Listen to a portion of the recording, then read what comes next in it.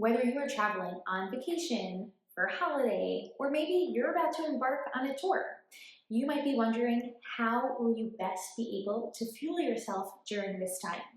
We're going to talk about it in this video. Let's dive in. I'm Rachel Fine, registered dietitian nutritionist and founder of To The Point Nutrition. A dancer's performance is a direct result of hard work and motivation.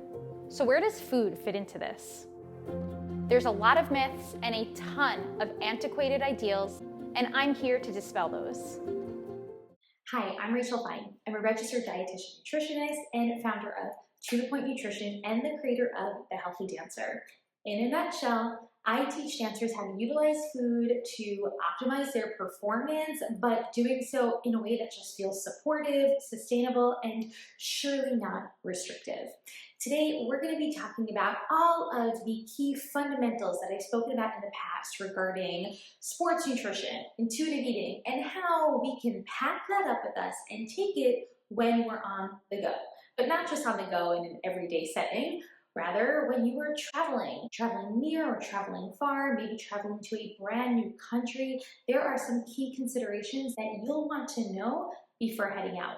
And because, unfortunately, dancer diet culture is so prevalent, it makes it super challenging for dancers to understand how to bring the tools of intuitive eating and proactive fueling alongside them when traveling. There are several key reasons why dancers often struggle with fueling their body while away from home. First things first is the scarcity mindset. Visiting a new place or experiencing new foods that are not otherwise accessible to you might automatically put you in that mindset like, I need to get this in now because I'm not going to have it available in the near future. And though we often discuss how to navigate and avoid this all or nothing thinking around food, when on vacation or when traveling to a new place, this mindset and experience is often inevitable and can very much leave dancers experiencing feelings of overfullness. Another common challenge when traveling away from home is the reality of scheduling constraints. Whether you're sightseeing or whether you're touring and balancing sightseeing with classes, especially in a new studio, performances, rehearsals, extra rehearsals, you might find yourself unintentionally going extended hours in between your meals. This is also common for when you're traveling for leisure. So many museums, for example, they don't allow food or drinks inside.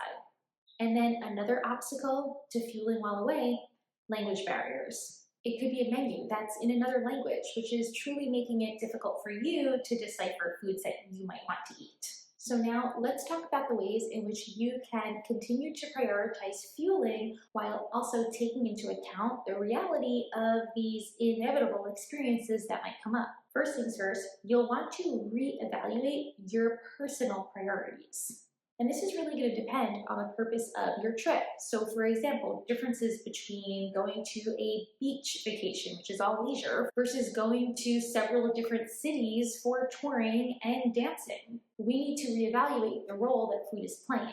And if you're solely on vacation for leisure reasons, then food in of itself won't need to play as much of a proactive role as it does for you at baseline. So this essentially means that on more leisure types of trips, you can really tap into your intuitive cues of hunger, of fullness, and satisfaction.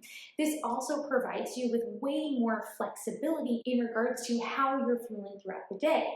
But if you're traveling on tour and your travels are going to include a lot of movement like walking and of course dancing, then we need to hold on to that proactive approach that I often talk about even when you're home and dancing. Just as a reminder, a proactive fueling plan, this is a technique that I encourage dancers to utilize to ensure that they're eating enough throughout the day. It's not a rigid or restrictive meal plan, but instead a way of eating that gently guides you to refuel even without the presence of physical hunger cues. Remember, those physical hunger cues can go unnoticed when we're super busy and super physically active. So especially for those of you who are dancing and on tour, you'll really want to hold on to this proactive approach even while away. This might mean packing some easy and convenient snacks with you, unless you know that there will be plenty of access to these types of foods while you're away. So as an example, asking your director if you will have access to grocery stores where you're away, or doing a quick Google search to determine what access you might have. And if you're worried about that access, then planning ahead, bringing along some convenient, packable, and travel-safe foods is a good idea. So now that you are considering what your priority is, again, dependent on the type of trip you're going on, right? So whether it's more leisure or whether it's going to be more active, knowing how you can essentially balance these two approaches, the intuitive approach and that proactive approach. For more leisure types of trips, this is where we can lean more into our intuitive approach to fueling our bodies, and for more movement heavy trips and dancing, this is where we want to consider leaning more into that proactive fueling approach. Remember, both of these approaches should be utilized throughout your days and throughout your life. It's not about choosing either one or the other. It's about evaluating your life and routine at the moment and determining which will be most supportive to you. Now, in addition to this, we want to focus on satisfaction. I often talk about the various types of hunger that we can experience throughout our day. Just to refresh your memory, that includes that biological hunger or physical hunger. Emotional hunger is another one. Proactive hunger is the one that I was talking about before, where we're having that proactive fueling approach just to ensure that we're eating sufficiently throughout our day. And then there's also taste hunger, eating just because something might sound good or look good or smell good. And this also feeds into the conversation of satisfaction. For more leisure types of travel, you can likely, more often than not, prioritize satisfaction when it's accessible to you. In other words, you're able to honor those cravings, even if those involve foods that dance or diet culture might deem as being more indulgent when compared to others. Another helpful thing to remember, mindful eating techniques. So this will also come down to specific times throughout your travel when mindful eating is accessible to you. Again, if your travel looks super busy and active, you're dancing a lot or you're sightseeing a ton, then mindful eating patterns might be more challenging to access. But you are likely to have the ability at least some of the time. And mindful eating techniques can be super handy if you're trying new foods that you might not otherwise have at home or even feel comfortable with. Remember, travel can be an awesome opportunity for food exploration. Food is such a large part of the culture in our world, and to utilize food as a connection to various cultures is an incredibly beautiful and privileged experience. So if you have that opportunity, I truly encourage that you take advantage of it. And if you're struggling to do that, then consider mindful eating techniques as a helpful path along the way. This might mean having the ability to sit down, take in the experience, think about the aromas, the textures, the flavors of your food, to consider the surroundings around you, the environment. All of this matters when we're trying to just slow down and take in the moment of that meal.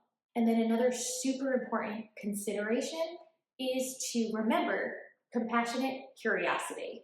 It's very common for dancers to experience some level of discomfort. So in this example, I'm really referring to more of a mindset discomfort when eating foods that are otherwise not available at home and that may just feel less safe to them. If you are experiencing any degree of food guilt, then remember, you're human. And in doing so, especially if you're experiencing that scarcity mindset, you might very much feel that you are eating too much or eating past a comfortable level of fullness or overeating. I want you to remember that you are human and it's very normal to experience this. It's also normal to experience both excitement and sadness around food. Sadness might be a feeling that comes up for you when you do feel full, yet there's still food in front of you, and you know that because this food is more novel to you, you're likely not going to have that experience again in the coming future. Now, we can consider how you can potentially recreate this experience once you get home, but still, those feelings of sadness can still come up. Remember, these feelings will pass, and what you'll be left with are some pretty awesome memories about these foods and these experiences. Make space for these feelings and for this emotional discomfort. And rather than feeling that all or nothing or I need to get this in now mindset, consider how you can bring these novel experiences home with you. Can you adapt the recipe when you're back home? This might involve taking pictures. Take pictures of your favorite meals. Take pictures of your favorite menus. Dare I say, go ask the chef for a recipe. Maybe they'll give it to you. There are many ways in which you can take these experiences home, and if not, also know that these feelings of sadness, they are temporary, and what you'll be left with are awesome memories of these wonderful experiences that you had while away. I hope you found these tips helpful, especially so that you can learn how to maintain your supportive relationship with food even when you are traveling far away from home. If you enjoyed these tips, then do me a favor, hit subscribe to support Nutrition for Dancers. Until next time, I'll talk to you soon.